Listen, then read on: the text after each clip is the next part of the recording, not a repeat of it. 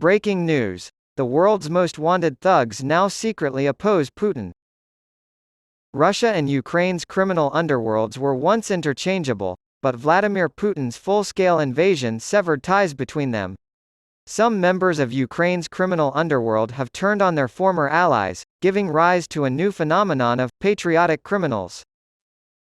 According to experts on organized crime and members of the Ukrainian underworld interviewed by the Daily Beast, these new wartime activities span from delivering aid and stopping crime to cyberwarfare. In early March, the Daily Beast sat down with a member of one of Kharkiv's criminal families who asked to remain anonymous to discuss how his role has evolved since the outbreak of war. Most of the time, nobody is in the bar. Charlie Puth's attention blasts from the speakers as there is only one other table of customers nearby. After the waiter has left, the gangster orders 3 Americanos and begins to speak. Diapers, stuff, food, wheelchairs, medicines. Now we help the disabled. Our European mob is forming partnerships. They bargain for, purchase, and compensate us to provide humanitarian aid to those in need. He explained that they had gone to Saltovka independently and brought aid. The wealthy mafia donated to this cause. We have a daughter together. It was a turning point in my existence. If I can help it, I will. I've been very bad. Ukraine's mobs are ruled by the mafia. Since declaring its independence from the Soviet Union in 1991, Ukraine has been plagued by organized crime.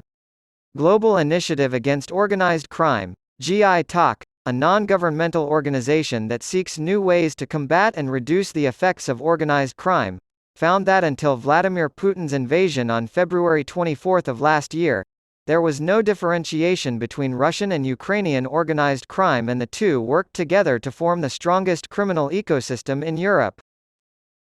According to Fedir Sidurik, field coordinator for the GI-TOC, the ecosphere of the Russian organized crime and Ukrainian crime, they were one organism. Since money talks, we can't be sure of anything. In a year or 6 months, especially after the war is over, a lot can change. However, at present, there appears to be a rift between Ukrainian and Russian organized crime. In the confusion of the early weeks of the war, the factions split. Since Ukraine was constantly under fire, even its criminal population started looking for escape routes. The GI-TOC report claims that some of the most powerful criminal figures in Ukraine have fled to neighboring countries like Turkey, Germany, Italy, and Spain, while others have sought out weak points, where they can reroute their criminal operations to avoid the conflict. Despite the ongoing conflict in Ukraine, investors look to countries like Romania, Bulgaria, Italy, and France as potential launchpads for new businesses. Foreign crime lords sought to broaden their influence by launching new businesses. However, within Ukraine, the war inspired a renewed sense of patriotism and a determination to protect the country. Therefore, some mob bosses allegedly gave their men permission to break the law in order to support the war effort. A thief should never be in political office. Stas Dombrowski, a drug addiction consultant familiar with Ukraine's underworld, told the Daily Beast that a criminal who picks up a gun, previously called a thief-in-law when he comes back from war, is subject to death, regardless of whether he was going to defend or attack his country. A thief-in-law is not allowed to take sides in a war in public. It's not normal, he remarked. He went on to say that human understanding exists in cases where there is an aggressor, such as a country that launches an attack first. Many people choose to protect themselves. They have the right to share their individual views on the matter. However, they are not permitted to express views that aim to persuade others. They can't publicly declare, "I'm with Ukraine." A person's nationality is irrelevant in the criminal world, he continued. Dombrowski argues that the purpose of the criminal code is to demonstrate moral ambiguity.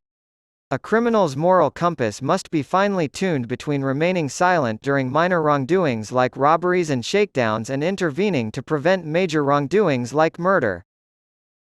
Putin brings in organized crime syndicate to reboot Ukraine's stagnant armed forces. According to Sidurik, what the Russians did at the beginning of the war was that they sent letters from the crime bosses to Ukrainian jails, saying that we forbid you to help the Ukrainian state in any way. We were told that the thieves-in-law in Ukraine had discovered the item in question to be counterfeit. They felt the need to issue their own letter stating the crisis in Ukraine. And if you feel called to participate in state activities, such as going to fight for Ukraine, by all means do so. There are many other ways in which you can assist the Ukrainian people.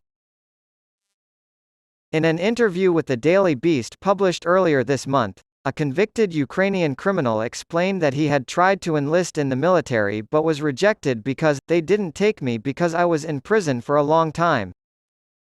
Ukraine's pre-war military strength of 250,000 has ballooned to a current total of over 1 million. The GI talk claims that Kyiv is aware of the risk posed by criminals joining the Ukrainian armed forces and has blacklisted several known gangsters to prevent them from enlisting. However, some of the younger members of the group the criminal refers to as the Mafia have reportedly made their way into the military, even serving in some of the war's most dangerous zones. Young mobsters usually enlist in the military. A close friend of mine is in the military.